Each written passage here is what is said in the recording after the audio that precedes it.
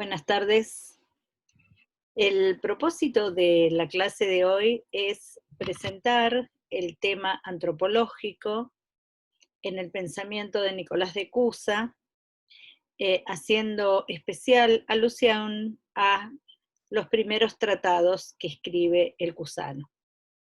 Como hemos visto en la clase anterior, en la cual repasamos la formación y las distintas universidades que frecuentó Nicolás de Cusa, su tránsito por el Concilio de Basilea, donde presenta su primera gran obra político-eclesiológica, titulada La Concordancia Católica o La Concordancia Universal.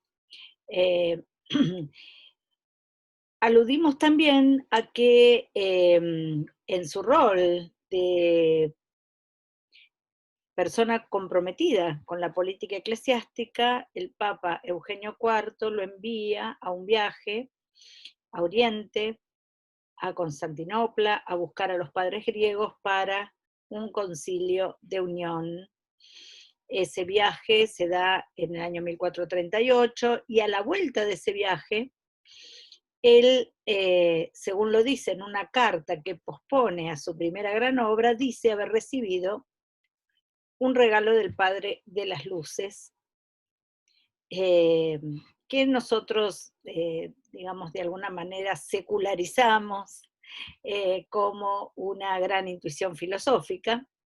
Y esa gran intuición filosófica que tuvo el cusano en ese viaje en medio del mar Mediterráneo, fue expresada por él en esta carta del siguiente modo. Vio, y de ahí está la intelección, que era posible alcanzar lo inalcanzable inalcanzablemente. Y a partir de esta intuición intelectual, pudo escribir, según él mismo dice en esta carta, la obra que está presentando, que es nada menos que la Docta Ignorancia. La Docta Ignorancia es el primer gran tratado filosófico, teológico de Nicolás de Cusa.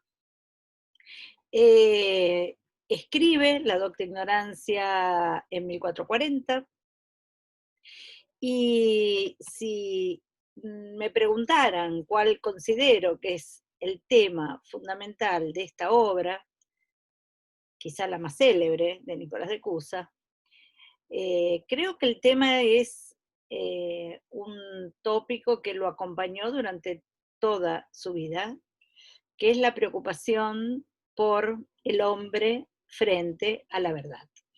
Por eso elegí para comenzar a exponer cómo aparece el tema antropológico en el marco de esta obra y en la que le sigue, este título, El ser humano frente a la verdad. Porque creo que es la preocupación que guía el cusano, ya como adelanté a lo largo de toda su obra, pero muy especialmente lo presenta como un filósofo preocupado por el tema de la verdad. Si revisamos de qué modo se presenta esto en Docta Ignorancia, vemos que el planteo inicial es precisamente la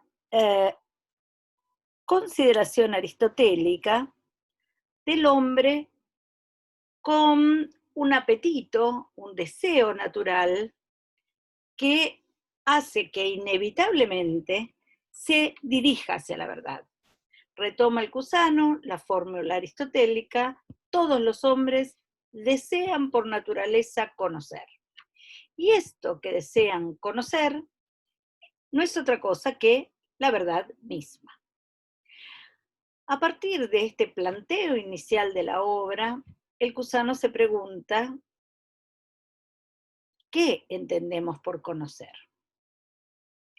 Esta pregunta inicial ha hecho que durante bastante tiempo se considere al Cusano como una especie de iniciador de la modernidad. Esta especie de paternidad del Cusano como el primer hacedor de lo que se conoce como el giro copernicano, es decir, donde se cambia el punto de vista, donde lo importante ahora es el hombre, las posibilidades de conocimiento, etc. Decía, esta consideración acerca del Cusano fue hecha sobre todo por la escuela neocantiana de Marburgo, en primer lugar por Cohen, pero un poco más tarde por Cassirer, quien en una famosa obra acerca de la filosofía y la ciencia moderna, el conocimiento de la filosofía y la ciencia moderna, pone al Cusano como iniciador de la modernidad en este sentido. Esto lo repite Cassirer en una obra de 1927 llamada Individuo y Cosmos en la filosofía del Renacimiento, en la cual dice, bueno, la preocupación del Cusano ya no es como la de los teólogos escolásticos, que comenzaban sus sumas de teología con el problema de Dios, ofreciendo pruebas de la existencia de Dios, sino que lo primero que se pregunta el Cusano es por el conocimiento. Si es posible conocer a Dios, más allá de probar o no su existencia. Y lo primero que ofrece, y de hecho lo ofrece en el capítulo primero de la obra, es una definición de conocimiento. Esa definición del conocimiento va a, de alguna manera, definir todo el planteo general de la obra. Dice el Cusano, en el capítulo 1 de la Docta Ignorancia, que conocer es establecer proporciones, es decir, comparar.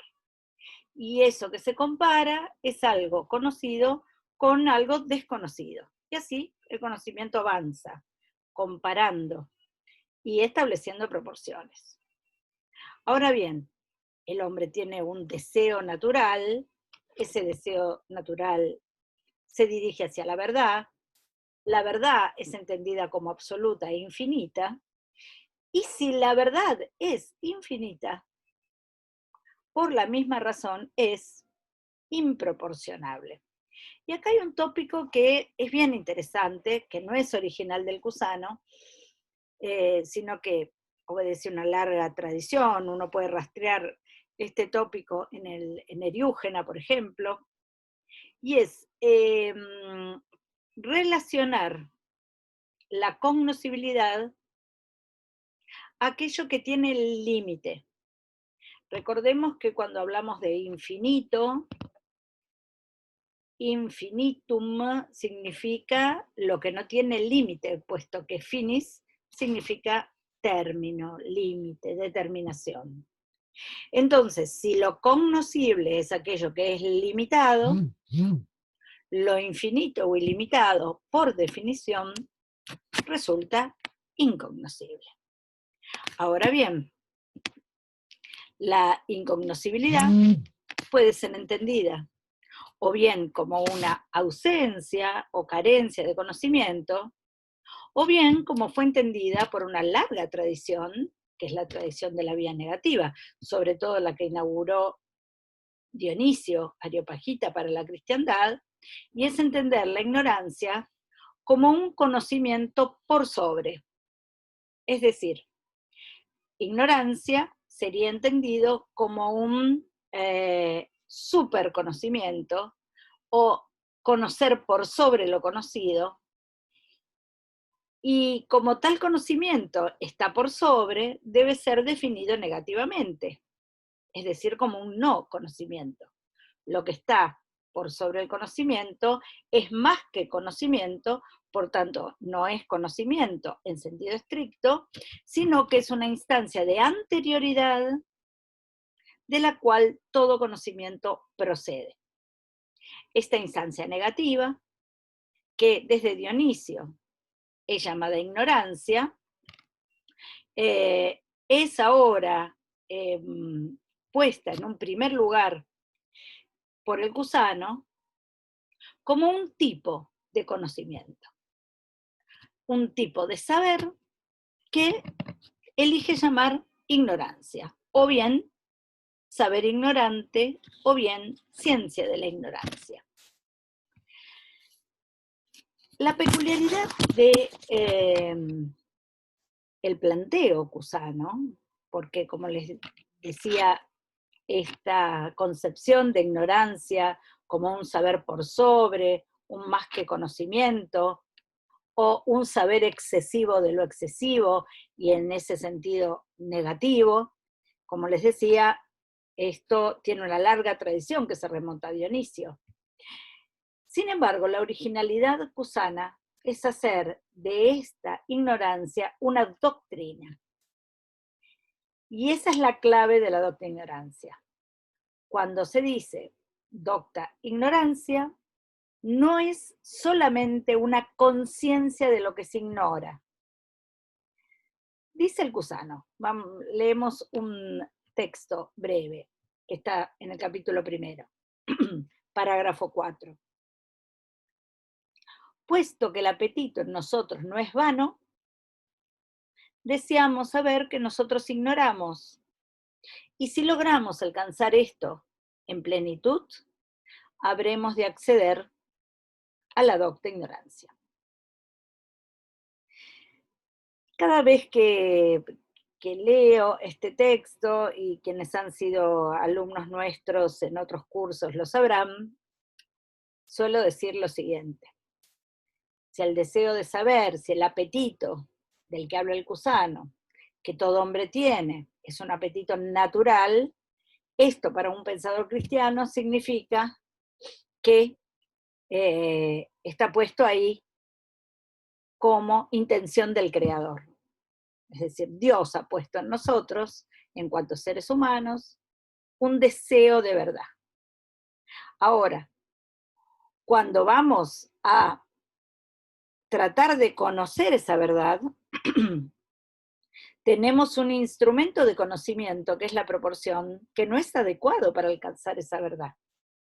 Entonces, si Dios puso un deseo en nosotros de algo que por definición es inalcanzable, entonces hay dos posibilidades: o que Dios sea un sádico, que puso en nosotros un deseo natural de algo que nunca podremos alcanzar, o bien que haya un modo de alcanzarlo que no sea el conocimiento.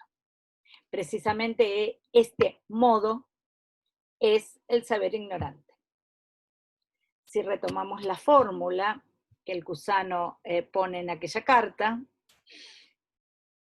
el regalo del Padre de las Luces es precisamente alcanzar lo inalcanzable de un modo nuevo, inalcanzablemente. Repito esta idea que dijimos la clase pasada. No se trata de un no alcanzar, se trata de un alcanzar. Esto hace que el Cusano se aleje para siempre del escepticismo. Se trata de un alcanzar. Ahora, aquello que se ha de alcanzar es definido como inalcanzable. ¿Por qué es inalcanzable? Precisamente porque es improporcionable, porque es infinito. Y lo infinito es inalcanzable para el conocimiento. Entonces, tendremos que cambiar el modo de saber. No puede ser el conocimiento proporcional, sino que ese alcanzar debe ser del modo inalcanzable, es decir, inalcanzablemente. Hoy podemos cambiar ese inalcanzablemente por ignorantemente, con la ciencia de la ignorancia. Y decía, al hablar de la ciencia de la ignorancia, no solamente está diciendo el Cusano que tenemos que tener la conciencia de no alcanzar con la proporción, la verdad infinita. No solamente es eso, sino que hay una apuesta positiva, Y esa apuesta positiva es construir una nueva doctrina. No es solamente conciencia de la ignorancia, es doctrina de la ignorancia. Y una doctrina es un discurso nuevo, con reglas nuevas. Eso es lo que quiere fundar de alguna manera el Cusano con esta obra. Entonces, lo original no es la ignorancia, como un saber por sobre el saber, o un saber por sobre el conocer, para ser más estrictos, sino que la originalidad está puesta en hacer de esto una doctrina, es decir, un discurso nuevo. ¿A qué quiere oponer este discurso? Indudablemente al discurso de la teología racional. Lo que quiere mostrar el Cusano es que la teología racional habla de Dios, a la sazón, la verdad infinita de la que se habla aquí, como si fuera un objeto alcanzable. Es decir, como si pudiéramos, con la razón, esclarecer su naturaleza. Contra esto se dirige la docta ignorancia. Lo más interesante es la relación que establece el Cusano al inicio de la obra, en los primeros capítulos, entre el hombre y la verdad. Cuando hablo del hombre, obviamente hablo del ser humano, pero ustedes saben que la palabra elegida en todos los casos es el latino homo. Y lo primero interesante que viene para el tema de nuestro curso, para lo que venimos desarrollando hasta aquí, es que cuando se habla de un deseo natural, de un apetito natural, y ese apetito natural se refiere al hombre, en muchísimos casos eso se especifica como intelecto. Esto quiere decir que, siguiendo la tradición de la que estamos tratando y que tiene como antecedente, al menos en nuestro curso, a Meister Eckhart, para el Cusano el hombre es fundamentalmente su intelecto. El intelecto frente a la verdad, podemos ahora redefinir el tema de la docta ignorancia, cuando se mide con la verdad y advierte que no es la verdad y que por otra parte no tiene el instrumento adecuado para alcanzarla. Leemos este elocuente texto Cusano. Dice, así pues, el intelecto que no es la verdad jamás comprende la verdad con tanta precisión sin que pueda ser comprendida al infinito con mayor precisión. El intelecto se dirige a la verdad como el polígono hacia el círculo, que cuantos muchos más ángulos tuviera inscripto, tanto más semejante será el círculo. Sin embargo, nunca logrará que sea igual, aun cuando multiplicara los ángulos al infinito, a no ser que se resuelva en una identidad con el círculo. Varias cosas interesantes aquí. El intelecto frente a la verdad. El intelecto para el Cusano está del lado de lo finito. De hecho, un poco antes, en este mismo capítulo de la obra, habla de la finitud del intelecto. El intelecto finito se encuentra ante la verdad infinita. Y ahora sabemos, en términos cusanos, por infinita, improporcionable. Esto quiere decir que nunca el intelecto alcanzará la verdad con precisión. Esta palabra, praequicio, es muy técnica del vocabulario cusano. Nunca se alcanza con precisión la verdad que es Dios, que se identifica con Dios, pero tampoco nunca se alcanza con precisión, dice el Cusano, la verdad de las cosas. Es decir, hay una mirada negativa que se dirige doblemente hacia Dios y hacia la verdad, la cual también llama la precisión de las cosas. No es posible para el intelecto humano saber qué son las cosas, ese qué con acento, cuál es la esencia de las cosas. Y en este camino, que no cesa de dirigirse hacia la verdad, ¿y por qué no cesa? Porque es el apetito natural de los hombres. Si cesara esto, se dejaría de ser hombre y se dejaría de ser naturaleza intelectual, de modo que este apetito no cesa, el deseo no cesa. En este deseo hacia la verdad, se pueden ir sumando saberes, pero nunca se alcanzará la precisión de la verdad. La imagen del gusano es la del polígono inscrito en un círculo. Imaginemos esto. Un polígono puede tener 5 lados, si es un pentágono, 8 lados, si es un octógono, y así podríamos ir sumando lados y ángulos. A medida que sumamos lados y ángulos, el polígono parece acercarse al círculo, que es la verdad. Sin embargo, por más que multiplique infinitamente los lados y los ángulos, nunca el polígono será círculo. Hasta ahí parece que al hombre no le es posible alcanzar la verdad. Sin embargo, hay una última posibilidad que plantea el Cusano en el final de este texto que acabamos de leer. Dice, nunca logrará que sea igual, por más que multiplicara los ángulos al infinito, a no ser que se resuelva en una identidad con el círculo. Les pido que retengamos esto que dice el Cusano, porque a lo largo de toda su obra, les diría, tenemos que ver qué quiere decir con esto. ¿Qué significa que el polígono, el entendimiento, frente al círculo, la verdad, y ante la imposibilidad de alcanzarla,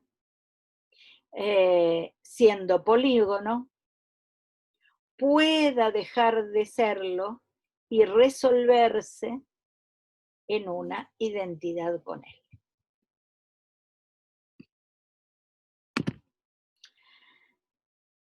Dice el Cusano entonces que, como esto es así, no hay otra posibilidad que hablar eh,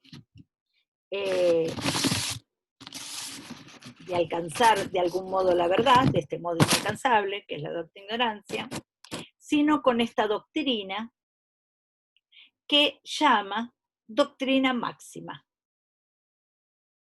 Dice el Gusano, puesto que trataré de la máxima doctrina de la ignorancia, con esto mismo, con esta máxima de doctrina, voy a preguntarme por la naturaleza de lo mismo máximo.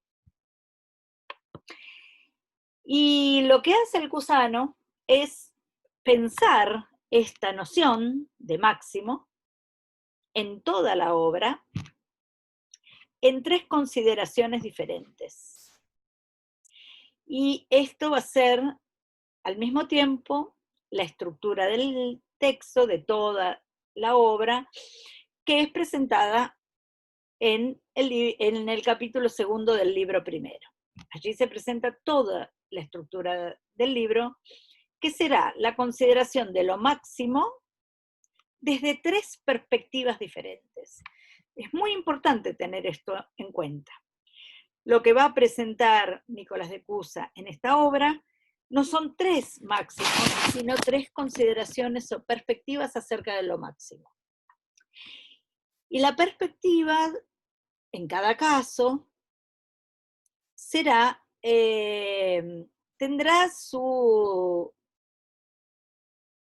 pondrá en relieve determinados aspectos.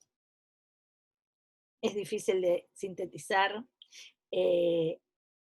algo que es ciertamente complejo, y vamos a intentar sintetizarlo para llegar a donde queremos llegar, y es cómo se presenta el hombre en el marco de estas tres perspectivas.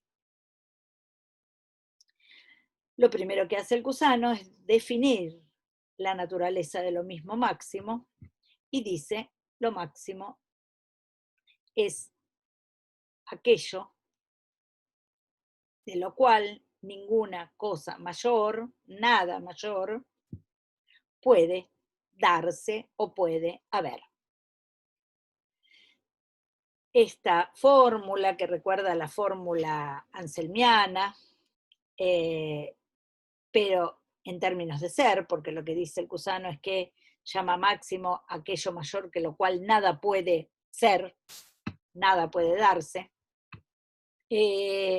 hace que inmediatamente explicite cuál es la primera perspectiva en que va a abordar esa maximidad. Y la primera perspectiva es la perspectiva de lo absoluto.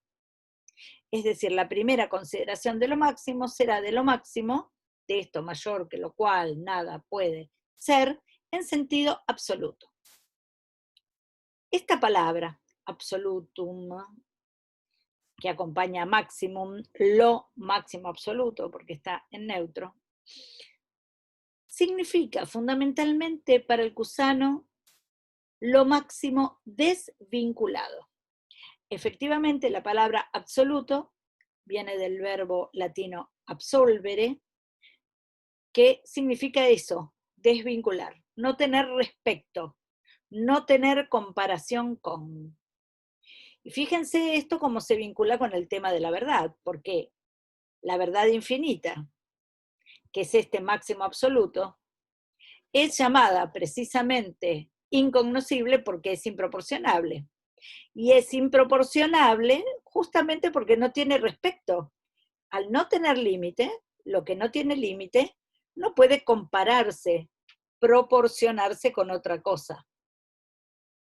Para que haya proporción, tiene que haber alteridad, es decir, que una cosa no sea la otra. Lo absoluto, porque es desvinculado, es necesariamente sin alteridad, es la negación de la alteridad. Es un ámbito de identidad pura, donde no hay relación con, no hay respecto. Esta es la idea de maximidad absoluta del Cusano. Este es el Dios del Cusano, un ámbito de absoluta desvinculación, sin respecto. Por lo mismo, este ámbito es llamado lo uno, es llamado la entidad absoluta, fuera de lo cual no puede haber nada. ¿Y por qué no puede haber nada? Porque si hubiera algo por fuera de esta realidad, que es lo máximo absoluto, entonces eso sería un otro para este máximo absoluto. Y para que haya un otro, este máximo absoluto dejaría de ser absoluto. Debería tener un límite, con lo cual se comprometería su ser propio como infinitud absoluta. De modo que esto máximo absoluto, por ser tal, es unum, es entitas, en el sentido en que Eckhart hablaba de el ser, y es omnia, es todo. No puede haber nada por fuera de lo máximo. Y aquí ya estamos en un terreno conocido. Nada, nada puede darse por fuera de Dios. Todo es en lo máximo absoluto. Si lo máximo absoluto no tiene respecto, es decir, no se opone a nada, si pensamos su opuesto, que es lo mínimo absoluto, y definimos ese mínimo absoluto como aquello menor que lo cual nada puede darse, nada puede ser, Solo hay una posibilidad, pensarlos en coincidencia. La coincidencia precisamente hace que máximo y mínimo no sean considerados como diferentes, como otros, sino que sean considerados como una y la misma cosa. Esta noción, que es la famosa coincidentio oppositorum, Kusana, la coincidencia de los opuestos, depende directamente de la noción de máximo absoluto, puesto que es absoluto, es decir, es desvinculado, no tiene relación con, no tiene respecto, entonces en él los opuestos coinciden. Por último, dice el Kusano, que eso máximo es en acto todo ser posible. Y aquí viene un antecedente de una noción que será muy importante en obras posteriores, y es ligar a esto absoluto, a este ámbito de la divinidad, la perfección, esto quiere decir en acto, es perfectamente, pero eso que es perfectamente es la posibilidad. Atención con esto, no dice el Kusano, lo máximo absoluto son todas las potencias actualizadas, porque decir esto implicaría cierta determinación, la potencia de algo, sino que dice, es en acto, es de manera perfecta, el ser posible, la posibilidad misma. Es la posibilidad misma siendo perfectamente. Con lo cual aquí también hay una originalidad kusana, que es ligar el ámbito de la divinidad al ámbito de la posibilidad absoluta, que es coincidencia positorum, que es lo uno, que es entidad de todo lo que es y que es en suma todas las cosas. Primer perspectiva de lo máximo. Sobre esta perspectiva tratará en el libro primero de la Docta Ignorancia. Si pensamos que hay aquí, ¿dónde ha quedado lo humano? Les diría que lo humano está en el planteo inicial. No hay otra manera de hablar de este Dios, de este máximo absoluto, sino a la manera humana. No hay otra manera que humaniter, para decirlo en términos cusanos. Ese adverbio pone de relieve toda la intención de su obra. No hay otra manera de hablar de Dios, sino humanamente. Y la manera humana en que se elige hablar aquí es el modo que el Kusano llama el modo ignorante. Anuncia, también en el libro primero, un tratamiento de lo máximo en una segunda consideración. Ya no como absoluto, sino como contracto. Lo que el Kusano llama máximo contracto, esta segunda consideración de lo máximo que ocupará temáticamente el libro segundo de la obra, no es otra cosa que lo que llama la universal unidad del ser. Es decir, hay una unidad que es la de lo desvinculado, esa unidad de lo desvinculado es lo que llamamos máximo absoluto o Dios, pero hay una unidad que comprende, abarca, contiene toda la pluralidad o la diversidad. Esa unidad universal del ser, de lo plural, es otro aspecto de la unidad, ya no como absoluto, sino como contracto, como determinado. Porque la pluralidad es necesariamente vinculada. Lo propio de la pluralidad es precisamente la alteridad. Hay unidad, pero hay diferencia, hay alteridad. Si no, no podríamos hablar de pluralidad. La unidad de esa pluralidad es lo que el Cusano llama máximo contracto o universus. Universo, la unidad de lo diverso. Esa unidad de lo universo, esa unidad de lo diverso, que es precisamente lo que llama universo, no es para el Cusano una especie de hipóstasis que está separada de lo plural y de lo cual lo plural procede, sino que es una unidad que está contracta en cada uno de los plurales, cada uno de los singulares que constituyen esa diversidad, y que no subsiste separada de tal pluralidad.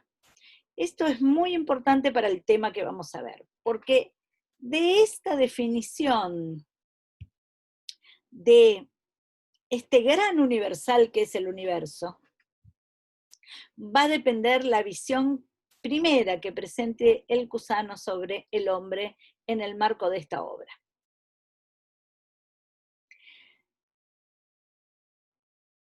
Dice el Cusano, así como la humanidad, y es el ejemplo que toma para explicar qué es el universo, así como la humanidad existe, es real en Juan, Pedro o José, de modo que, quitada de ellos la humanidad, ellos no subsisten como hombre. De la misma manera, si no existieran los singulares hombres, no subsistiría la humanidad como una especie de universal separado. Esto puede ser dicho por el Cusano de cada uno de los géneros y de las especies. Subsisten en los individuos contractos, pero de ninguna manera subsisten separados de ellos. El universo, como el gran género generalísimo, dice el Cusano, está presente y contracto en cada uno de los singulares de esa diversidad, pero bastará que desaparezcan los singulares para que al mismo tiempo desaparezca el universo. No subsiste extra pluralitatem, no existe separado de la pluralidad. Ahora, ¿de qué manera existe contracto en cada singular? Como totalidad. El universo está todo en cada uno de los singulares.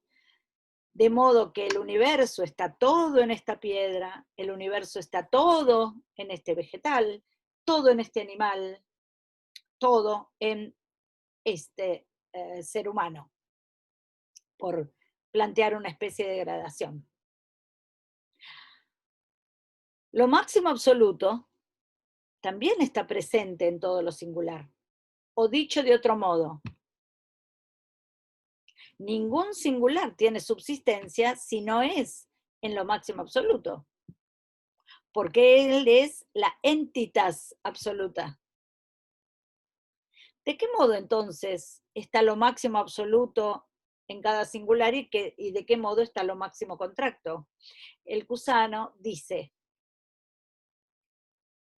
esta frase muy elocuente del libro segundo, que me parece bien esclarecedora de esa presencia, dice el Cusano, Dios es Dios en el sol y Dios en la luna. El universo es sol en el sol y luna en la luna. ¿Qué quiere decir con esto? Que Dios, máximo absoluto, es una presencia en lo singular incontracta, es decir, que de ninguna manera se modaliza con lo singular. Porque si Dios se modalizara, ya no sería absoluto, con lo cual dejaría de ser Dios. Si hay algo que define a Dios, es precisamente el ser absoluto. Y el ser absoluto es ser desvinculado. Y por ser desvinculado no puede modalizarse. Nunca podría aceptar el Cusano que se diga Dios es piedra. El Cusano diría Dios es Dios en la piedra. Y si quitáramos a Dios de la piedra no sería nada. En cambio, el universo, como unidad de toda la contracción, como principio metafísico de la pluralidad, existe modalizadamente en la piedra. Existe en este modo particular que es esta piedra en este caso. Por esa razón, dice el universo, dice el Cusano, puesto que el universo está en todos y cada uno de los singulares, debemos decir que todo está en todo y cualquiera en cualquiera, puesto que todo el universo está presente y modalizado en este singular, y todo el universo está presente y modalizado de manera diferente en este otro singular. La relación que plantea el Cusano entre lo máximo absoluto y lo máximo contracto no es una relación como la que puedan tener dos seres diversos entre sí, porque si planteáramos que la relación entre Dios y el universo es entre dos seres diversos entre sí, entonces Dios perdería su carácter absoluto, porque tendría respecto, establecería relación con el universo. De modo que hay una sola manera de concebir tal relación, que es una manera sin alteridad. El universo no es lo otro de Dios, sino que el universo es en Dios. Y la relación peculiarísima y sin alteridad que hay entre Dios y el universo es explicada por el Cusano por este binomio conceptual que toma de un autor de la escuela de Chartres, que es el binomio complicatio-explicatio. Todo está co-implicado en Dios y Dios es la complicación absoluta de todo, y el universo es explicatio Dei, despliegue de Dios. Vemos que en esta doctrina cusana, en términos de complicatio-explicatio, de lo que se está hablando es de una realidad creada, concebida como teofanía. Es decir, explicatio Dei, que universo es explicatio Dei, no es otra cosa que decir que el universo es una realidad teofánica, es decir, mostración de Dios, o apparitio Dei, aparición de Dios.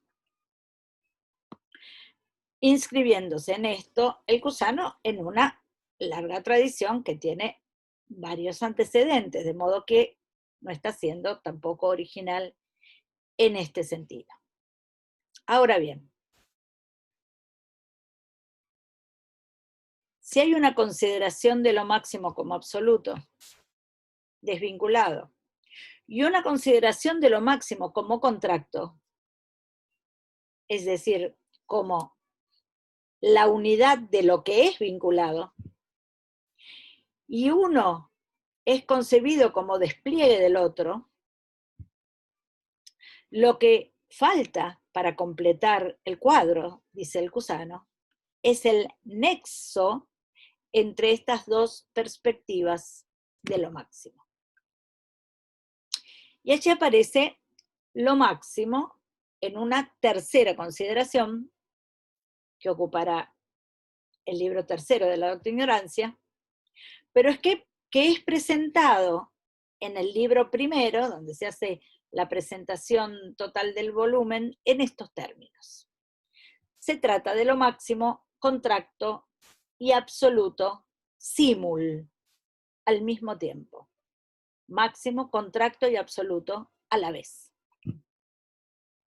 En ese libro primero de la Docta Ignorancia, el Cusano lo presenta en estos términos. Leo la cita. Dado que el universo no tiene una subsistencia que no se dé sino contractamente en la pluralidad, es en esa misma pluralidad que buscaremos lo uno máximo, en el cual el universo máxima y perfectísimamente subsiste en acto como en el fin. Y puesto que tal máximo se une con lo absoluto, que es el fin más perfecto, por sobre toda nuestra capacidad, habré de adjuntar algunas consideraciones, etc. Fíjense lo que dice aquí el Cusano. El universo no tiene subsistencia separado de la pluralidad. Lo acaba de decir en la presentación del libro segundo, y a lo largo de todo el libro segundo lo va a fundamentar. El universo no subsiste si no hay singulares. Entonces, no tiene subsistencia que no se dé contractamente en la pluralidad. Cuando se habla en la pluralidad, se habla en los singulares plurales. Esa es la pluralidad. Los singulares plurales. En esa misma pluralidad, dice, hay que buscar un uno máximo en que el universo subsista como en el fin. Y acá sí que viene algo muy peculiar del pensamiento cusano. Hay algo en el universo que resulta el fin, y fin que le da al universo su subsistencia en acto, es decir, perfectamente, en cuanto universo. Es decir, que el universo tiene un fin que le es propio en cuanto contracto. Y ese fin que le es propio en cuanto contracto, dice el Cusano, debe unirse con lo absoluto, que es el fin más perfecto. Fíjense, el Cusano plantea que hay dos fines entonces. Un fin de lo contracto en cuanto contracto. Y un fin último que es Dios en cuanto fin alfa y omega, fin absoluto de todo. ¿Y por qué menciono que esta es una originalidad cusana? Porque estamos transitando en gran parte los autores ligados a la tradición neoplatónica, donde hay, en la mayoría de los casos, no me gusta hacer estas simplificaciones, pero a los fines didácticos creo que puede hacerse, la perfección de lo singular se encuentra en la negación de lo singular en cuanto singular. Es decir, no hay una perfección propia de lo que es determinado y singular, sino que la perfección es precisamente la disolución de esa singularidad. Y acá tenemos una especie de llamada de atención, porque acabamos de ver la antropología descartiana, acabamos de sacar algunas conclusiones respecto de qué pasa con la singularidad humana, por ejemplo, o qué pasa con la singularidad de los entes, lo que Eckhart llama el OK, esa determinación. Y acá encontramos algo que en principio parece sonar distinto, un fin propio de lo contracto. Y ese fin propio de lo contracto es un fin donde lo contracto subsiste en acto. Este acto siempre es sinónimo de perfección, es decir, un fin donde lo contracto alcanza su perfección propia. Y en este caso sí, donde ya no hay potencias a actualizar. Y este fin parece diferir de otro fin más perfecto, que llama aquí, más perfecto, que es el de lo máximo absoluto. Lo que propone con esta tercera consideración de lo máximo es la posibilidad de pensar la perfección propia de lo contracto unida indisolublemente con lo absoluto. Si eso contracto, el universo, alcanzara su perfección propia y esa perfección propia se uniera con lo absoluto, entonces allí hablaríamos de un máximo absoluto contracto, que es como si concibiéramos las otras dos consideraciones reunidas, lo absoluto y lo contracto simul, al mismo tiempo. Pues bien, en este marco aparece el tema antropológico.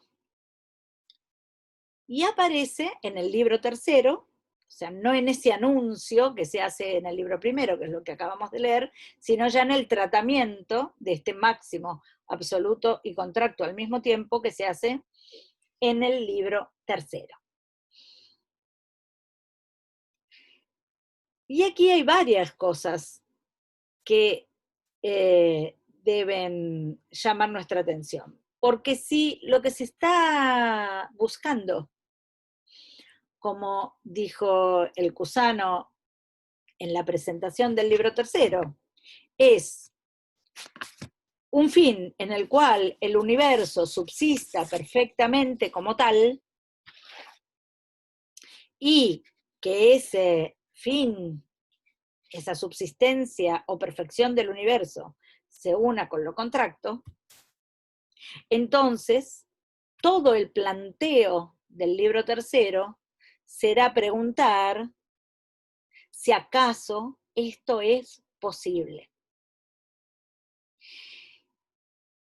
Y algo más, si esto fuera posible, es decir, que el universo alcanzara un fin que le es propio, debería serlo en un singular y no como género.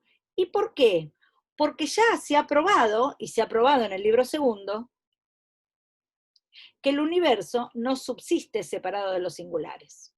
Entonces aquí hay que ver muy finamente cómo es que el Cusano argumenta su cristología, porque sabemos que este máximo absoluto y contracto al mismo tiempo será Cristo, es decir, el Logos encarnado, en base a una antropología, porque esta perfección del universo tiene que ser alcanzado en un singular, y ese singular no puede ser otro que un hombre. ¿Por qué? Dice el Cusano, si hubiera un singular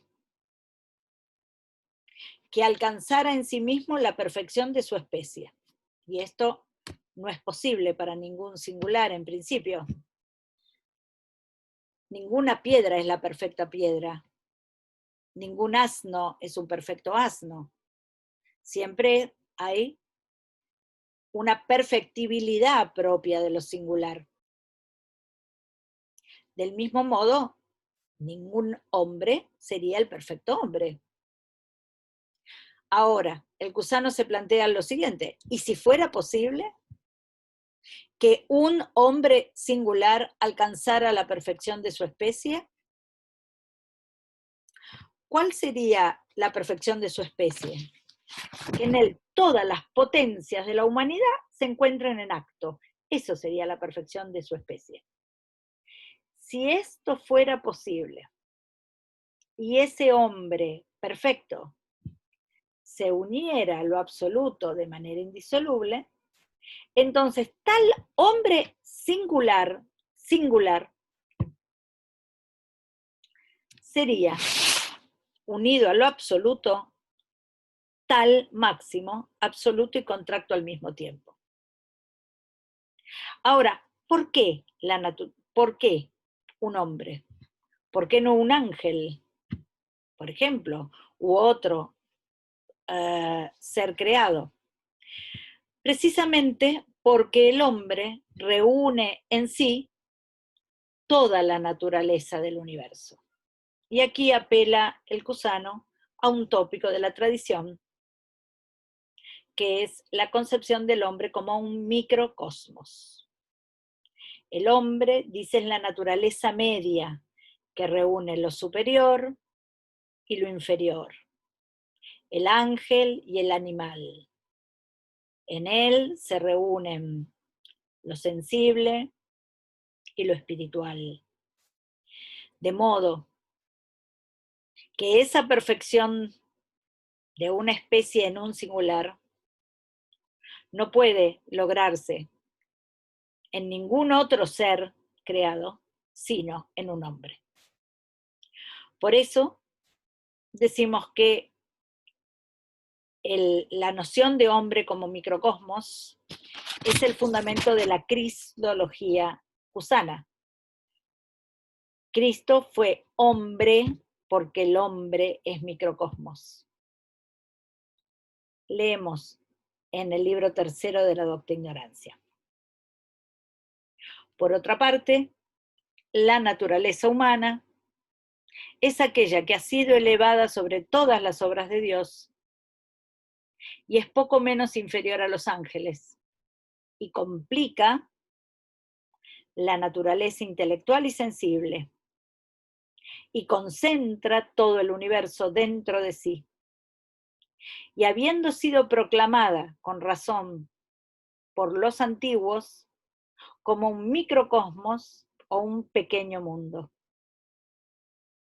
De aquí que la misma es aquella que, si fuera elevada la unión de la maximidad, sería la plenitud de las perfecciones del universo y de los singulares, de tal manera que en la misma humanidad todas las cosas adquirirían el grado supremo. Fin de la cita. En este hombre microcosmos, llevado a su perfección, todo el universo se perfecciona. El universo, vuelvo a repetir, no como una hipóstasis separada, sino el universo como aquella unidad de los singulares plurales. Ahora bien, Cristo, para el Cusano, no es la humanidad, sino que es un hombre singular. Y esto tiene las mismas razones por las cuales el universo no subsiste separado de los singulares. La humanidad no es nada por sí misma separada de los singulares. Por tanto, Cristo es un hombre singular y estas, yo las llamo las razones filosóficas de la encarnación. ¿Por qué las llamo filosóficas? Porque aquí no estamos hablando de la parte dogmática que tiene que ver con la redención del pecado de Adán, etcétera, o esta noción salvífica de Cristo, sino que lo que estamos tomando de este libro tercero es la presentación antropológica como condición de la cristología. Dice allí el Cusano, leo: ahora bien, la humanidad no es sino contractamente en esto o en aquello. por lo cual no sería posible que pueda ascender más que un solo verdadero hombre a la unión con la maximidad. Y este ciertamente, de tal manera, sería hombre, de tal manera sería hombre, y acá lo que está diciendo, de tal manera sería hombre perfecto, que sería Dios. Y de tal manera sería Dios, que sería hombre, perfección del universo, teniendo la primacía en todo, en quien lo mínimo, lo máximo y lo intermedio de la naturaleza unida a la maximidad desvinculada, de tal manera coincidirían que él mismo sería la perfección de todo, y todo reposaría en él en cuanto contracto como en su propia perfección. Fin de la cita. Bien pensado, toda la docta ignorancia es cristocéntrica, es decir, este Cristo no es otra cosa que la perfección de lo contracto que se logra en un singular contracto, Cristo hombre, con lo máximo absoluto, es decir, con la consideración de Cristo en cuanto logos, en cuanto persona de la Trinidad, es decir, en cuanto Dios, en cuanto desvinculado. Esta unión es lo máximo contracto absoluto que en rigor encierra la totalidad de lo real. Es Dios y es hombre perfecto. Como Dios es máximo absoluto. Como hombre perfecto es el fin o perfección o acto de toda la contracción. Y ese fin o perfección o acto de toda la contracción se alcanza en un hombre singular. No puede ser de otra manera. No puede ser en una realidad universal. Tiene que ser en una realidad singular, y esa realidad singular es Cristo.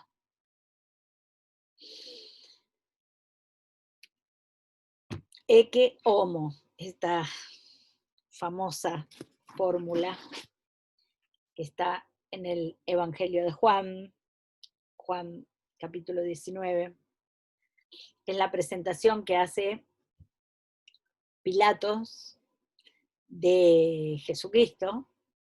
He ahí el hombre, ecce homo, en la edición de la Vulgata, la edición latina de la Biblia. Es una expresión también que elige el Cusano, ecce homo, ahí está el hombre. Ese hombre perfecto es Cristo. Digo célebre fórmula porque ustedes saben que es el título de una obra de Nietzsche, Ecce homo, donde Nietzsche lo que pretende hacer en esa obra es presentar un nuevo paradigma de hombre. De hecho, explícitamente confronta a Cristo con Dionisos. Ya no es Cristo ese hombre, sino Dionisos, esa propuesta dionisíaca de ejemplar. Para nuestro pensador, obviamente, ese ecce homo es ahora la imagen, porque en cuanto logos es imagen del Padre, pero convertida en ejemplar. ¿Por qué en ejemplar? En ejemplar de la vida humana. En tanto es el hombre perfecto. Cristo es el ejemplar de la naturaleza humana porque no subsiste sino en Dios, lo cual hace que la perfección sea alcanzada. Ahora, si revisamos cuál es digamos, desde qué lugar se habla de la unión entre ambas naturalezas en Cristo, obviamente que el Cusano apela a la dogmática, habla de la unión hipostática, que es una concepción dogmática. Ahí es donde, podríamos decirlo de alguna manera, la filosofía calla y da lugar al dogma. Sin embargo, me parece que todo el argumento que lleva a la consideración por qué Cristo fue un hombre y un hombre circular, y por qué en este hombre singular se alcanza la perfección del universo, es completamente filosófica. ¿Mm? Obviamente ustedes dirán, bueno, pero si no tenemos unión hipostática no hay Cristo, y esto es así. Pero, digamos, la argumentación filosófica ha llegado hasta un lugar bastante alto, y la dogmática viene a complementar de alguna manera esta filosofía del cristianismo. Yo creo que podemos en el Cusano hablar como en el mismo sentido en que lo hicimos en Eckhart, de la búsqueda de una verdadera filosofía del cristianismo, ¿no? Ahora, esto que se ha dado en Cristo, esta perfección, es posible ser alcanzada por los otros hombres, es decir, los hombres singulares que no han alcanzado la perfección de la especie, que están en el camino de la perfectibilidad, que tienen un entendimiento que se dirige a la verdad constantemente, puesto que no la pueden alcanzar. Ya solamente esto es sinónimo de que el hombre singular no es Cristo, no alcanza la verdad, está siempre en camino, un apetito, un deseo que no cesa. Este hombre, que fue creado a imagen de Dios, por supuesto, como lo dice el Génesis, ¿es imagen de Dios o es imagen de Cristo? ¿Es imagen del máximo desvinculado y absoluto, como el Logos es imagen perfecta en la Trinidad? ¿O es imagen de Cristo? Es decir, debe ir acercándose siempre a ese ejemplar que es Cristo como hombre Dios. Y ustedes dirán, pero ¿en quién está pensando el Cusano? ¿En Jesús de Nazaret? ¿En ese personaje histórico que vivió, que nació en Belén, que murió en la cruz? Que sí, pero no solamente. Cristo, para el Cusano, es la reunión eterna de lo absoluto y lo contracto. Más allá de su aparición en los tiempos, Cristo, dice el Cusano, vive ahí en la plenitud de los tiempos, que es la eternidad misma. Es decir, que esta reunión entre lo máximo, absoluto contracto, es eterna. Entonces, no solamente la Trinidad es la eternidad donde está la imagen perfecta, que es el Logos, el Hijo, imagen perfecta del Padre, sino que en esa misma eternidad está Cristo, que se vuelve una imagen o ejemplar para el hombre. Todo esto, entonces, que está dicho en el libro tercero de la Docta Ignorancia, es el de una antropología donde ya se preanuncia una especie de modelo que va a ser tratado por el Cusano en otras obras, que es el de la Christiformitas. El hombre debe adquirir la Christiformitas, es decir, ¿cuál es su modelo? ¿Hacia dónde se dirige como perfección humana? A tener la forma de Cristo. ¿Es alcanzable? ¿No es alcanzable? Todo esto es sobre lo que vamos a ir conversando. Ese polígono se resuelve en la identidad con el círculo. ¿Acaso, si fuéramos Cristo mismo, ese Cristo eterno sería la manera en convertirse en círculo? En convertirse en verdad y no en siempre ir camino a la verdad. Bueno, sobre todo esto vamos a tratar. Lo que tenemos que decir para cerrar este acercamiento a la docta ignorancia, que la antropología en la docta ignorancia aparece al menos en dos momentos. Temáticamente con la cristología en el libro tercero, pero no hay que olvidar que la perspectiva humana, la perspectiva de un hombre frente a la verdad, es lo que cruza toda la obra y, como dijimos, la preocupación general de toda la filosofía cusana. Poco después de que la docta ignorancia empezara a circular en su propio tiempo, sobre todo en territorio germano, pero no solamente, porque recuerden que el cusano estaba muy ligado a la curia romana, ¿no? De hecho venía de hacer un servicio para el Papa Eugenio IV. Cuando comienza a circular el texto de la docta ignorancia,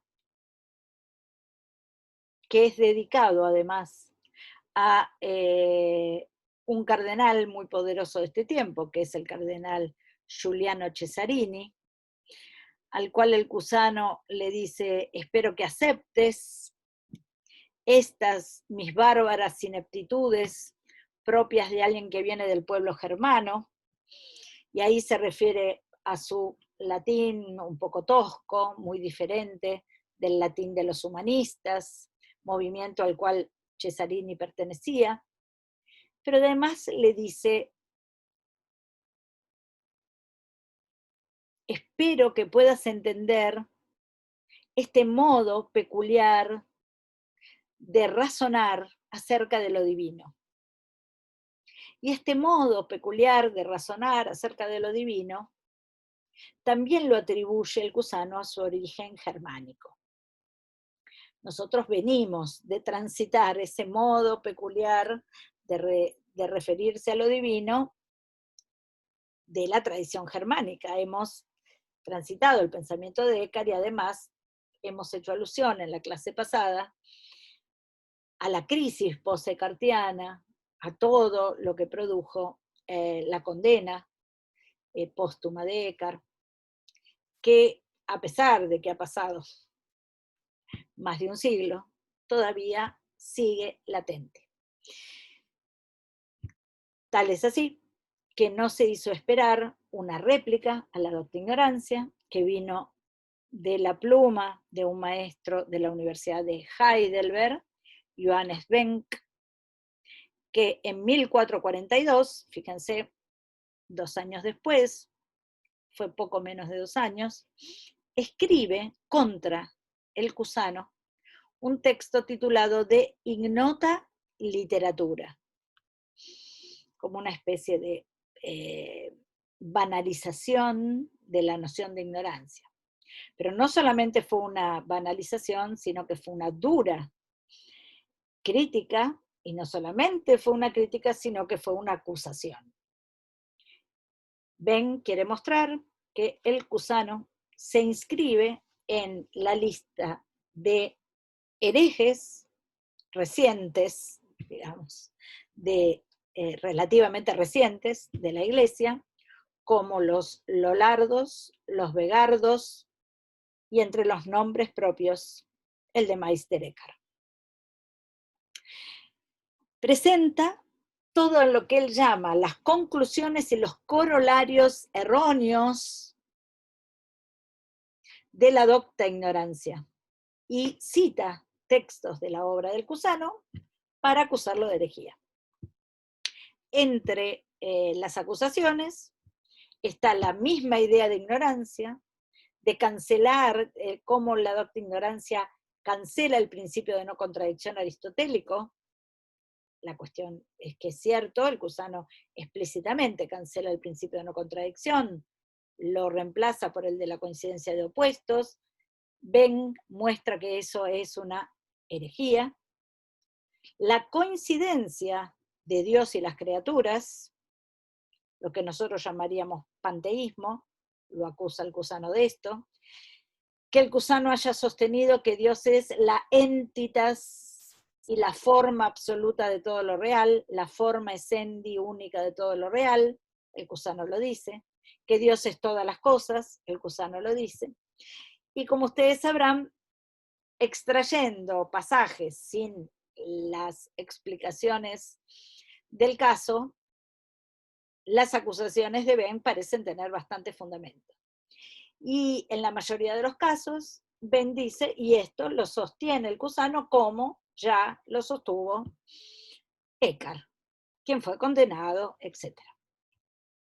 Respecto del tema que nos ocupa, que es el tema de la imagen, del hombre como imagen de Dios, del verbo como imagen de Dios, de Cristo como ejemplar para el hombre, y todo esto que hemos visto hasta este momento, dice Johannes Ben, en la cuarta conclusión herética que desprende de la doctrina ignorancia, lo siguiente. Leemos el texto. Dice, cuán grande enfermedad del intelecto hay en afirmar que todas las cosas son uno, que todas las cosas son divinas por esencia, y que no se puede distinguir la imagen de su ejemplar. Así los Lollardos de Estrasburgo decían que el hombre podía unirse a Dios.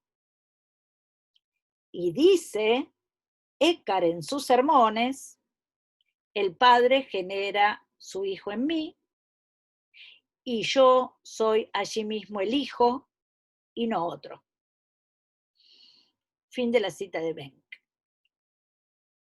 El texto que Benck está citando de Eckhart no es otro que el Sermón 6, que nosotros hemos leído, y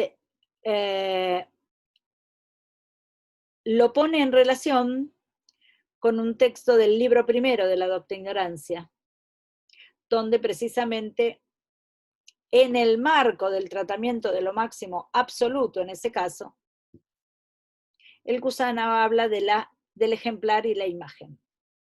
Si uno pone uno y otro texto y los confronta, realmente el tema no es el mismo de ninguna manera. De hecho, el Cusano, cuando responde a Benck, no menciona el texto eckartiano, como sí lo menciona en otros pasajes acusatorios, y defiende en todos a Meister Eckhart. Justamente en este pasaje, al defenderse, no lo menciona. Veamos por qué. La respuesta cusana a esta acusación de Benck llegó varios años después, en 1449. Las razones pueden ser muchas. En el medio, el Cusano terminó de escribir su obra de Conjecturis, que había empezado a escribir junto con la Doctrina Ignorancia. Escribió una serie de opúsculos muy importantes, algunos de los cuales vamos a leer en clases siguientes. Sin embargo, no terminaba de escribir esta respuesta a su acusador. La mayoría de los especialistas pone razones políticas en esto. El Cusano en 1448 obtiene el capelo cardenalicio, es nombrado cardenal. Y entonces, una vez que es nombrado cardenal, se siente con el aval suficiente como para responder a cada una de las objeciones de este maestro de la Universidad de Heidelberg. Lo hace por única vez, porque esto es un estilo que no tiene ninguna de las obras del Cusano, con un estilo indirecto. La obra se presenta como un discípulo que le va a decir a su maestro que lo han acusado, le presenta las acusaciones y el maestro responde. De modo que cuando se dice el maestro oyó y respondió, esta es la voz del propio Cusano, que responde en esta especie de ficción que plantea el texto a un discípulo que le presenta las objeciones del maestro de Heidelberg. Me refiero a Johannes Benck. Respecto de la cuarta conclusión, que es la que nos ocupa, dice el Cusano. Leo el texto de la Apología de la Doctrina Ignorancia, que es esta defensa. El maestro oyó cómo nuestro adversario dice que de la doctrina ignorancia se sigue que la imagen y el ejemplar tienen una misma naturaleza. Al oír esto exclamó: lejos de mí, he aquí un crimen detestable de un falsario imprudente. Vamos hasta acá. El maestro que oyó es el propio Cusano, que atacaban la doctrina ignorancia en este punto. La imagen y el ejemplar tienen la misma naturaleza. Y el Cusano, que es este maestro, responde que Wenck, el acusador, es un falsario imprudente. Es alguien que está falseando sus doctrinas. Y cita a continuación el pasaje que toma Wenck para acusarlo, que es el pasaje del libro primero, capítulo 11, de la doctrina ignorancia. Lo que dice allí el Cusano, y que ahora repite en la Apología, es lo siguiente: aunque toda imagen parece acceder a la semejanza con el ejemplar, sin embargo, excepto la máxima imagen, que es lo mismo que su ejemplar en unidad de naturaleza, ninguna imagen es tan semejante o igual a su ejemplar que no puede ser infinitamente más semejante. Fin de la cita que hace el Cusano de su texto de la doctrina ignorancia. Como se ve claramente, aquí hay una imagen, que es la máxima imagen, que es idéntica a su ejemplar, de la misma naturaleza. Todos sabemos que se trata del Logos, imagen perfecta del Padre, y ninguna otra imagen, es decir, el hombre imagen, puede ser perfecta como lo es la imagen perfecta. Y aparece otra vez este movimiento que será clave en el Cusano. La imagen siempre está tendiendo al ejemplar. Tiende al ejemplar de manera incesante. Acá dice infinitamente. Siempre puede ser infinitamente más semejante. Piensen otra vez en el polígono inscripto en el círculo. Siempre tiende al infinito y no llega al círculo. La misma imagen se aplica ahora a la misma, digamos, ejemplo, vamos a decir el mismo ejemplo, podemos aplicarlo ahora al tema de el hombre como imagen que tiende hacia su ejemplar sin alcanzarlo nunca. Por eso completa, trayendo su texto criticado, mostrando que de ninguna manera es asimilable la imagen que es el Logos a cualquier hombre como imagen de Dios, dice el Cusano.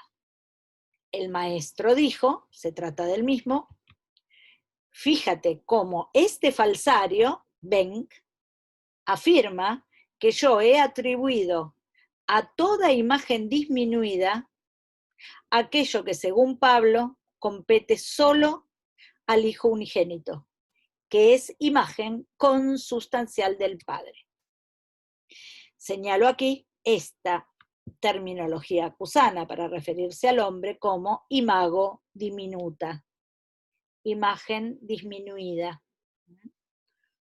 Podrías, dejémoslo como una noción. ¿Qué significa esto? Por ahora significa que esta imagen está siempre en procura del ejemplar, sin alcanzarlo nunca, y a diferencia del Hijo unigénito, podríamos decir, no es imagen consustancial del Padre. Creo que en este texto, en esta respuesta del Cusano, se encuentra una clave para la comparación con Eckhart. Y de hecho, queda muy en evidencia por qué el Cusano en esta ocasión no menciona la doctrina eckartiana de la imagen, que, como hemos visto, tiene consecuencias bastante radicales para la versión del hombre como imagen. Pues bien,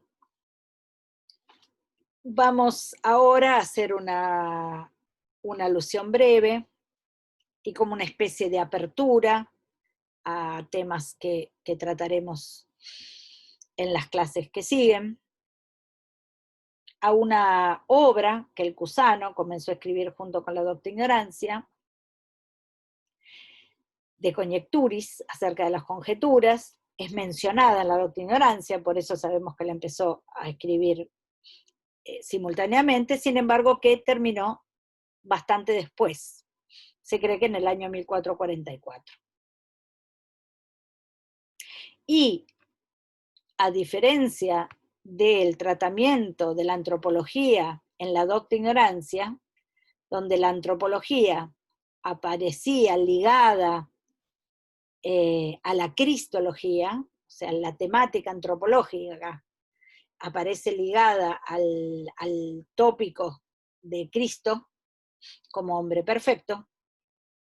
En este caso, el tema del hombre como imagen tiene un tratamiento autónomo y está ligado de manera directa a esta noción de conjetura que sí es originalmente cusana. Los planteos que vamos a ver de ahora en adelante son en general bastante peculiares y con pocos antecedentes, y aquí tenemos un caso, la noción de conjetura. Ahí aparece desde el comienzo de la obra la noción de imago Dei, del hombre como imagen de Dios, como fundamento de lo que se va a llamar el arte conjetural. Otra vez, si me preguntaran cuál es el tema fundamental de la obra de Conjecturis, la respuesta es la misma: el hombre frente a la verdad. La respuesta es idéntica a la de la Docta Ignorancia. Sin embargo, lo que va a poner de manifiesto esta obra es de qué modo opera el hombre frente a la verdad. Y para mostrar esa operación, en primer lugar, se tienen que mostrar los fundamentos de esa operación. ¿Por qué el hombre puede operar de esta manera? Y en ese ámbito aparece la noción de conjetura, la noción de verdad y la noción de imago Dei. ¿Qué es la conjetura para el Cusano? Primero vamos a decir que no es conjetura. No es conjetura un conocimiento dudoso, no es conjetura una hipótesis, no es conjetura una proposición falsa o falseable. El Cusano define la conjetura como una aserción positiva de aprehensión de la verdad en la alteridad. Esa es la definición. Y en esta definición vemos, como en el caso de la Docta Ignorancia, una actitud positiva. Decíamos, en el caso de la Docta Ignorancia, es un alcanzar. Lo inalcanzable inalcanzablemente. Alcanzar de algún modo la verdad. ¿De qué modo? Del modo en que puede ser alcanzada, ignorantemente, inalcanzablemente. Aquí otra vez aparece una relación positiva con la verdad, inalcanzable. Se dice, la verdad no es alcanzable en sí misma, como ya se dijo en la Docta Ignorancia, pero hay una aprehensión, hay una posibilidad de aprehensión de la verdad en la alteridad. ¿Qué es la alteridad? La pluralidad. Esa es la alteridad. El ámbito de lo contracto, ese es el ámbito de la alteridad, no el ámbito de lo absoluto. ¿Y por qué puedo aprehender la verdad en la alteridad? Porque la verdad se muestra en la alteridad. ¿Cómo lo sabemos? Porque el mundo es teofanía, es explicatio Dei. Esto quiere decir que es mostración de la verdad misma. Obviamente, la precisión de las cosas no es alcanzable. Esa mostración en su esencia no es alcanzable, porque si pudiéramos alcanzar la esencia de un solo singular, alcanzaríamos al mismo tiempo la esencia divina, y esto no es alcanzable. Pero hay una manera de aprender algo de la verdad en esa mostración. Entonces, no aprendemos la verdad en sí, pero sí podemos aprender algo de la verdad, un escorzo de la verdad en la alteridad. Esa es la relación entre la conjetura y la verdad. La conjetura está directamente relacionada con la verdad. La conjetura no es otra cosa que esa aprehensión de la verdad en la alteridad. Ahora, ¿qué son las conjeturas? Y aquí viene un planteo cusano que es fundante aquí en la obra de Conjecturis y se va a extender a lo largo de todos sus escritos. Con menor o mayor fuerza, depende de la perspectiva del escrito, pero no se va a abandonar. Y es también fundacional para nuestra exposición acerca de qué es el ser humano para el cusano. El planteo del cusano es el de dos mentes en paralelo. Y acá hay algo interesante. Una de las mentes es la mente absoluta. ¿Por qué uso la palabra mente? Porque el cusano es la que prefiere para hablar de Dios y del hombre. Mens, esa palabra agustiniana. Esa mens muchas veces se llama también intellectus. Entonces, el Dios cusano es un intelecto, es una mente, como en Eckhart. Y otra vez, ¿por qué elegir la metáfora del intelecto?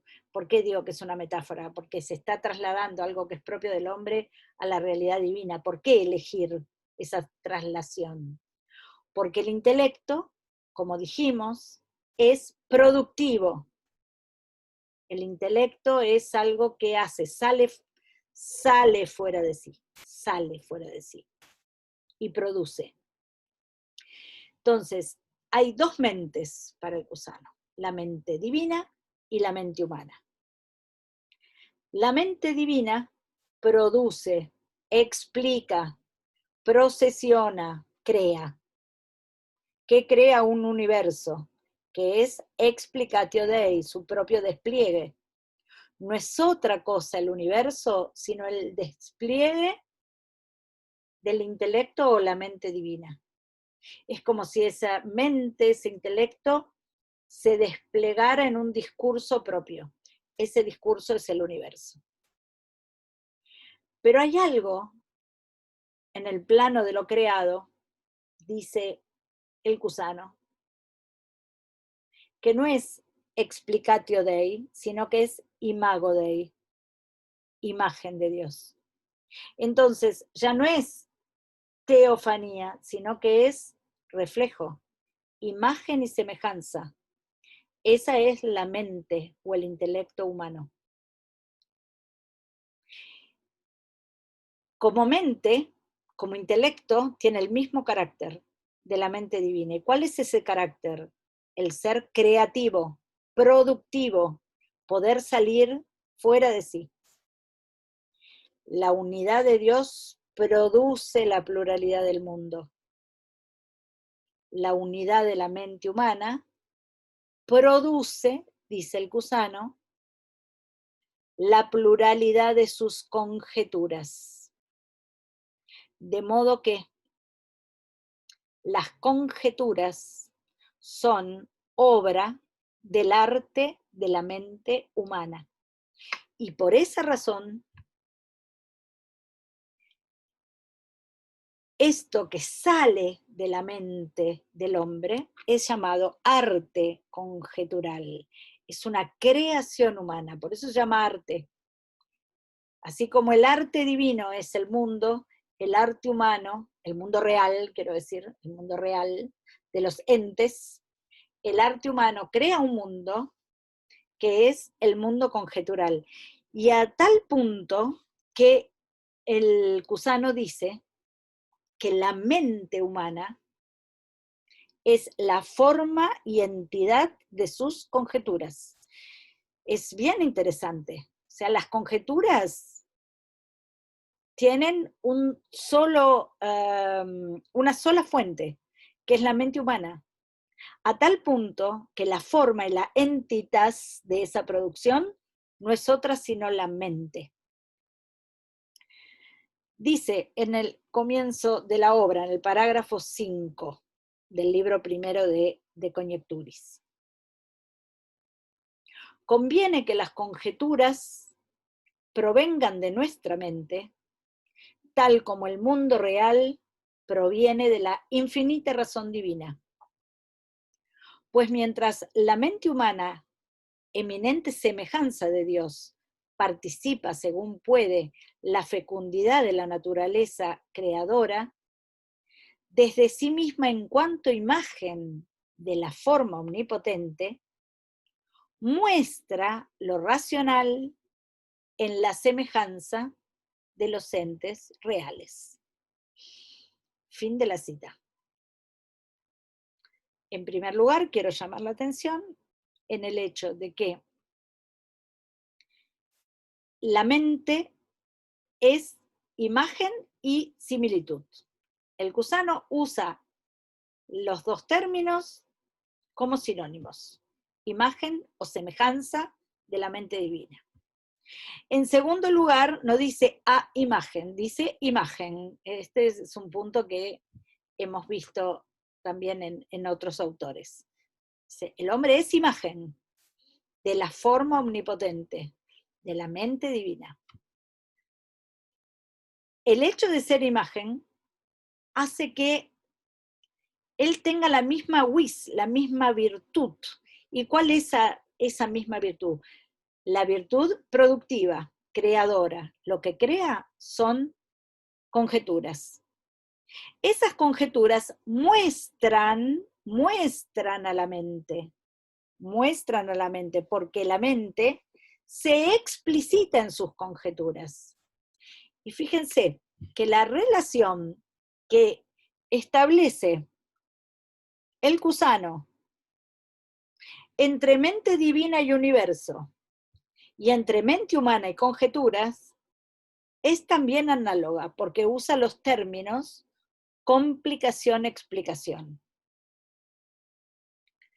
Dice en el mismo parágrafo que acabamos de leer. Dios obra todo por causa de sí mismo, de modo que sea a la vez principio intelectual y fin de todo.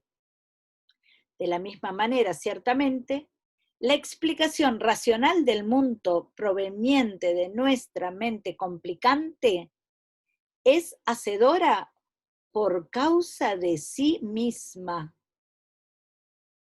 Pues cuando ella misma se contempla en el mundo por ella explicado, tanto más ubérrimamente es fecundada dentro de sí misma, por cuanto su fin es la razón infinita, en la cual tan solo se intuirá por sí misma, tal como ella es, que es única medida de la razón para todo. Fin de la cita. Fíjense lo que está diciendo el Cusano. Dios crea un mundo a causa de sí mismo, no hay otra causa. ¿Y cuál es por causa de sí mismo? Porque su naturaleza es intelectual. Porque la naturaleza de la mente humana es intelectual, lo llamamos así en sentido amplio, es intelectual, su creación también es por causa de sí misma. No hay otra causa de la creación conjetural del mundo que no esté en la naturaleza de la propia mente humana. No hay otra. Por eso, él se hace amo y señor de sus conjeturas. ¿Y por qué es amo y señor de sus conjeturas?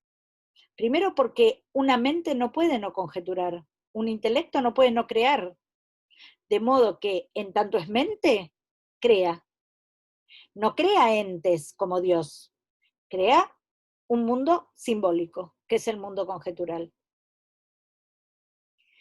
El hombre es este ser simbólico, este intelecto que genera un mundo simbólico, que es el mundo conjetural, que se va a volver o va a intentar ser semejanza de este mundo real,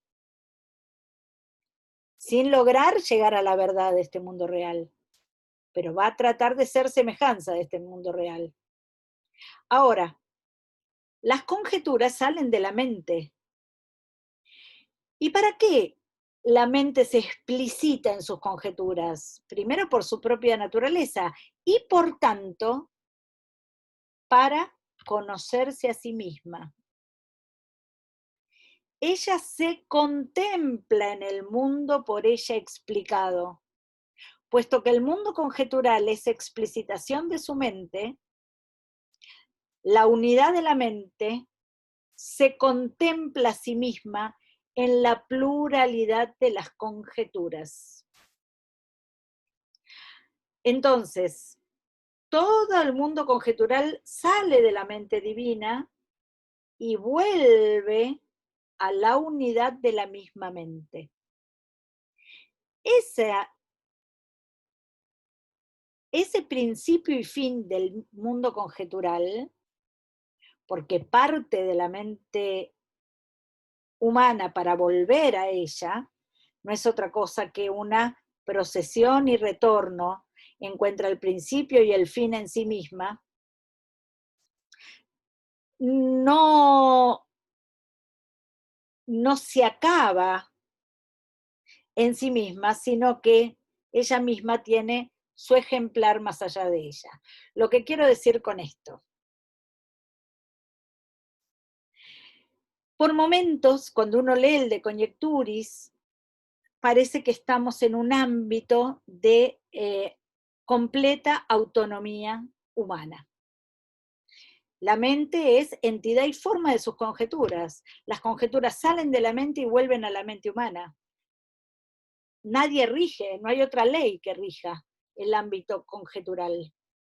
Sin embargo, esto, cuando uno se entusiasma con esta especie de primacía de este sujeto, que parece casi un sujeto moderno, de esta manera lo vio la escuela neocantiana. Sin embargo, hay un detalle que también vio la escuela neocantiana, tenemos que ser en esto justos, y es que el fundamento de todo es, si ustedes quieren, teológico. ¿Por qué el hombre puede hacer esto? ¿Por qué el hombre puede ser la unidad de la cual partan su mundo conjetural y retorne a él? ¿Por qué a la mente les daba la posibilidad de mostrarse en un mundo propio? Porque es imago Dei, porque es imagen de otra mente, que funciona de esta manera, que se explicita a sí misma en un mundo para volver así. Este movimiento de procesión y retorno de la mente divina en términos sentitativos es el movimiento de procesión y retorno de la mente humana en términos simbólicos. Complicatio y explicatio. Contiene en la unidad y despliega en la pluralidad. Pero si la mente humana puede hacerlo, es solamente porque es imagen y similitud de la mente eterna. De este modo, en esta obra de Conjecturis se ha dado un desplazamiento del tema de la imagen. ¿Por qué? Porque hemos visto cómo el tema antropológico en la docta ignorancia está ligado a la cristología. Entonces allí está la verdadera imagen, que es el logos, imagen del Padre, tema teológico que se repite en estos autores, y ese Cristo, hombre perfecto, se convierte en una especie de ejemplar al cual la imagen que es el hombre debe seguir. Con lo cual podemos plantearnos si el hombre es imagen de Dios todo, o si el hombre es imagen de Cristo. Este tema lo vamos a dejar para retomarlo más adelante. Está en el corazón de la antropología cusana. En De Conjecturis ya hay un desplazamiento del tópico de la imagen a el territorio antropológico, digamos. Cuando se habla de imago Dei, se habla exclusivamente de la mens humana. La mens humana es imago Dei, con lo cual tenemos una primera observación que hacer. ¿Cómo es que el hombre se volvía imagen de Cristo, lo cual contenía en sí mismo la naturaleza sensible e intelectual, y cómo esto ahora se ha desplazado a un hombre concebido como imagen, pero reducido a su intelecto, o lo que acá se llama su mente? Otro tema que tendremos que ir revisando. La humana mens es definida acá en De Conjecturis como imago et similitudo, pero es la mens, ¿eh? No se dice el hombre, se dice la mens. Vamos a ver cuáles son las implicancias de esto. ¿En qué se nota que es imagen y similitud? En que es creadora, es forma, le da forma y entidad a sus conjeturas. Es la imagen como mente de la imagen que lo complica todo, que es la mente divina. Por eso la llama imagen, imago, tendría que decir acá, imago complicationis, imagen de la complicación, y en tanto tal, una unidad que es también complicante, que encierra.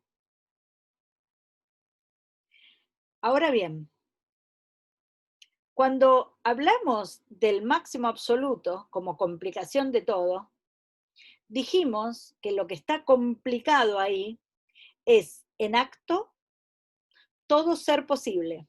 Es decir, que lo que está complicado en la naturaleza divina, que ahora la llamamos mente divina, es la posibilidad absoluta de todo. Y de esa posibilidad absoluta, el universo aparece como actualización, siempre perfectible, de tal posibilidad que es absoluta y perfecta. ¿En qué sentido la mente humana es una unidad que es imagen de la complicación? En el sentido que en ella, en cuanto a unidad, se encierra también un mundo de posibilidades. Y las conjeturas que aparecen no son sino las concreciones simbólicas de eso que está siendo en cuanto a posibilidad en la mente humana. Para explicar esto, el cusano atiende a la relación de la unidad y el número. Por eso dice que el número es el primer ejemplar de la mente humana. Fíjense qué quiere decir con esto. La mente es una unidad, pero que está en constante operación, a tal punto que esa unidad es ya número. El número es el despliegue de la unidad. Piénsenlo de manera muy sencilla. Una serie enumerada, 1, 2, 3, 4, 5, 6, tiene como punto de partida, como fuente, como origen, como arjé, como lo que da origen y sostiene, la unidad. No hay otra cosa en los números sino una unidad desplegada de manera diversa. La mente, en cuanto a operadora, es una unidad que ya es número, que no puede no desplegarse. Ese despliegue conjetural, dice el cusano, es un despliegue numérico. Y por eso vamos a leer en De Conjecturis un montón de imágenes que tienen que ver con la simbología de los números.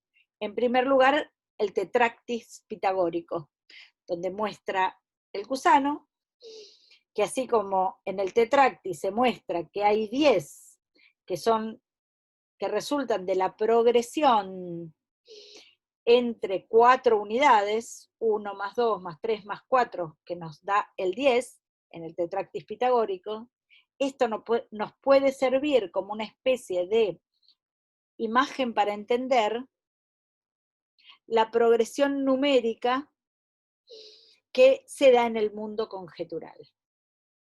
Y mostrará que todo ese mundo conjetural se despliega en 4 unidades, de las cuales ya vamos a tratar. Ciertamente, estamos aquí en el ámbito propiamente humano,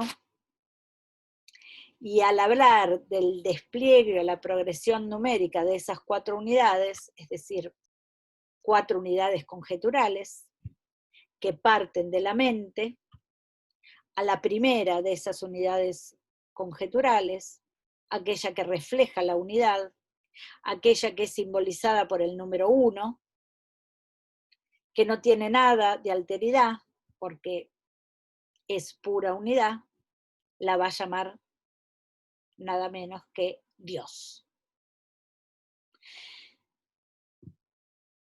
Interesante, inquietante, ya vamos a ver qué significa esto, que a esa primera unidad que está en la mente, el gusano la llame Dios. Cabe preguntarnos si es el reflejo del ejemplar en la mente, si esa es la unidad del ejemplar que se refleja en la unidad de la mente, o si este Dios ya es un producto conjetural, qué significa Dios, si hay más Dios que el Dios reflejado en la mente, es un reflejo del ejemplar o es un Dios pensado. Todo esto será objeto de nuestras siguientes clases, donde ya profundizaremos muy particularmente en el tema de la imagen y en esta posibilidad de creativa de la imagen que llega al punto de hablar de un Dios como primera conjetura.